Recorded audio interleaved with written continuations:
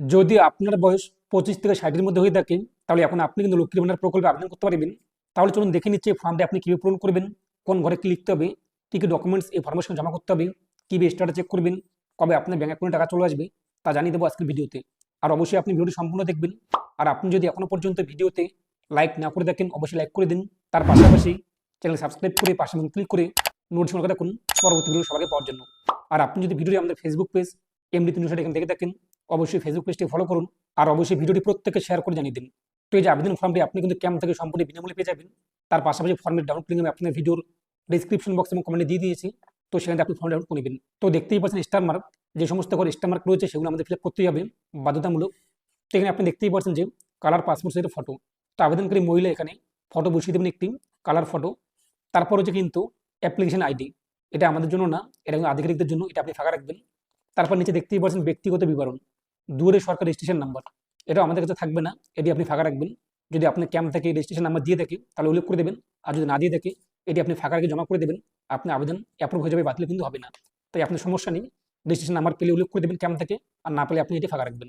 তারপর Swasthya Sathi card number, যদি আপনার স্বাস্থ্যসাথী কার্ড থাকে তাহলে সেই নাম্বারটা উল্লেখ করে দেবেন। আর যদি না থাকে তবু আপনি আবেদন করতে পারবেন। যদিও এখানে স্টার মার্ক রয়েছে, মাননীয় মুখ্যমন্ত্রী মমতা বন্দ্যোপাধ্যায় জানিয়ে দিয়েছেন যাদের যাদের যে সমস্ত মহিলার স্বাস্থ্যসাথী কার্ড নেই তারাও এখন কিন্তু লক্ষ্মীর ভান্ডার প্রকল্পে আবেদন করতে পারবে। এ নিয়ে সমস্যা নেই। কার্ড থাকলে স্বাস্থ্যসাথী সেই নাম্বারটি উল্লেখ করে দেবেন, আর না থাকলে আপনি ফাঁকা রাখবেন। আধার কার্ড নাম্বার, এখানে সেই মহিলা তার আধার কার্ড নাম্বার উল্লেখ করে দেবে, 12টি সংখ্যার যে আধার কার্ড নাম্বারটি, আধার কার্ড নাম্বার বসিয়ে দিন। তারপর যে আবেদনকারীর নাম, তো আবেদনকারী মহিলার প্রথম নাম কী রয়েছে তা উল্লেখ করে দিন। মিডিল নেম যদি থাকে তো উল্লেখ করে দিন, নাহলে ফাঁকা রাখুন। লাস্ট নেমে পদবি এখানে বসিয়ে দিন। তারপর মোবাইল নাম্বার, এখানে সেই মহিলা তার মোবাইল নাম্বার বসিয়ে দেবে। এই মোবাইল নাম্বারে কিন্তু সমস্ত এসএমএস চলে আসবে, অ্যাপ্লিকেশন আইডি, আবেদন অ্যাপ্রুভ হলো কিনা ইত্যাদি বিষয়গুলো। তার পাশাপাশি এই নাম্বার দিয়ে আপনি স্ট্যাটাস চেক করতে পারবেন। তাই সক্রিয় চালু একটি মোবাইল নাম্বার বসিয়ে দেবেন। ইমেল আইডি, যদি ইমেল আইডি থাকে তো উল্লেখ করে দিন, নাহলে আপনি ঘরটি ফাঁকা রাখুন। তারপর ডেট অফ বার্থ, তো মহিলার ডেট অফ বার্থ কত রয়েছে, দিন মাস ইয়ার এখানে উল্লেখ করে দিন, এবং তার বয়স কত দাঁড়ায় বর্তমানে 1 এপ্রিল থেকে যা হয়ে থাকে সেই বয়সটি আপনি এখানে উল্লেখ করে দিন। তারপর বাবার নাম, তো সেই আবেদনকারী মহিলার বাবার নাম, যদি বিয়ে হয়ে থাকে এখানে তার শ্বশুরের নাম উল্লেখ করা যাবে না, তার বাবার নাম, নিজের বাবার নাম, first name, middle name, last name পদে উল্লেখ করে দেবেন। যদি তার বাবা মারা যায় কিংবা মিস্টার এগুলো আপনি উল্লেখ করবেন না, লেট অথবা মিস্টার, শুধুমাত্র নাম উল্লেখ করে দেবেন। মায়ের নাম, তো সেই আবেদনকারী মহিলার নিজের মায়ের নাম এখানে উল্লেখ করে দেবেন। যদি বিয়ে করতে শাশুড়ির নাম উল্লেখ করা যাবে না, তো এখানে তার মায়ের নাম উল্লেখ করে দেবে। যদি মা মারা যায় সামনে লেট অথবা মিসেস এগুলো উল্লেখ করবেন না। তো মায়ের ফার্স্ট নেম, মিডিল নেম, নাহলে লাস্ট নেমে পদে উল্লেখ করে দিন। এরপরে স্পাউস নেম, যদি সেই আবেদনকারী মহিলা বিয়ে করে তাকে বিয়ে হয়েছে তাহলে তার স্বামীর নাম এখানে বসিয়ে দেবেন, first name, middle name, last নেমে পদবি।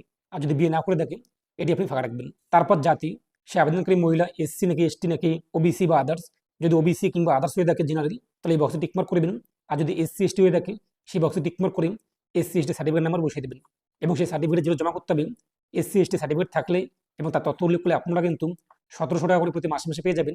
আর আদার্স যারা রয়েছে কিংবা জেনারেল কিংবা ওবিসি তারা কিন্তু 1500 টাকা করে প্রতি মাসে মাসে পেয়ে যাবে। যদি এসসি এসটি সার্টিফিকেট থাকে এই বক্সে টিকমার্ক করবেন এবং সার্টিফিকেট নাম্বার উল্লেখ করে দেবেন। আর যদি না থাকে আপনি এই বক্সে টিকমার্ক করে দেবেন। তারপর contact details, state West Bengal থাকবে, এরপর ডিস্ট্রিক্ট, এখানে আপনি আপনার জেলার নাম বসিয়ে দেবেন। ইংরেজিতে সমস্ত ক্যাপিটালে ফিল আপ করে নেবেন। তারপর যে থানার নাম, এখানে আপনি আপনার থানার নাম উল্লেখ করে দেবেন। তারপর ব্লক নাকি পৌরসভা নাকি আপনি কর্পোরেশন যেটি হয়ে থাকে সেই বক্সে টিকমার্ক করে আপনি আপনার ব্লকের নাম অথবা পৌরসভা অথবা কর্পোরেশনের নাম উল্লেখ করে দেবেন।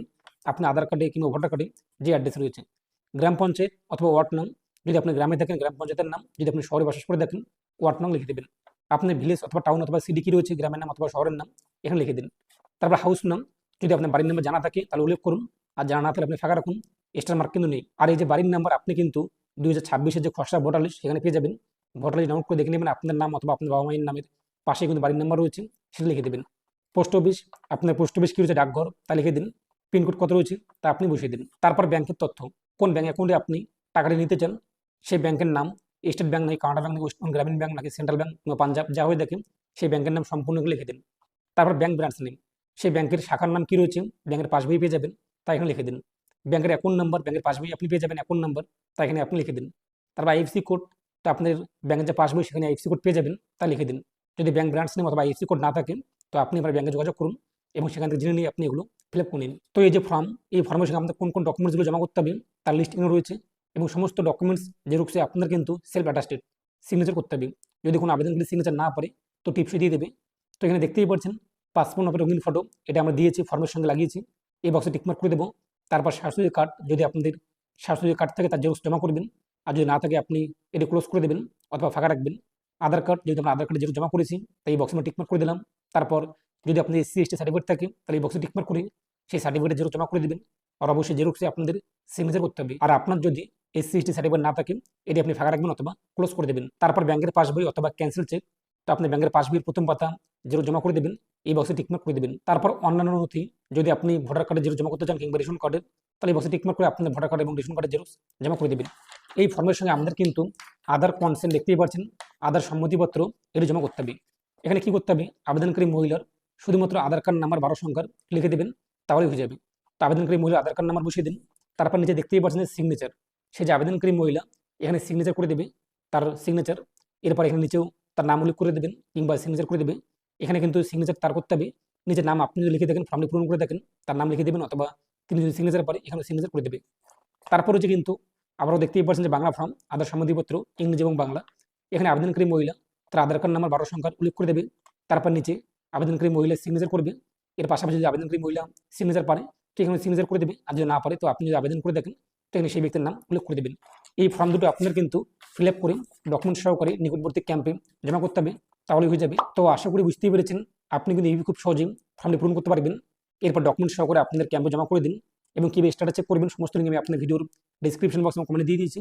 তো সেখান থেকে আপনি ফর্ম ডাউনলোড করতে পারেন, তার পাশাপাশি আপনি স্ট্যাটাস চেক করে লিঙ্ক পেয়ে যাবেন, তা দেখে নেবেন। আর অবশ্যই ভিডিওটি প্রত্যেকে শেয়ার করে জানিয়ে দিন। তো প্রত্যেক ভালো থাকুন এবং সুস্থ থাকুন।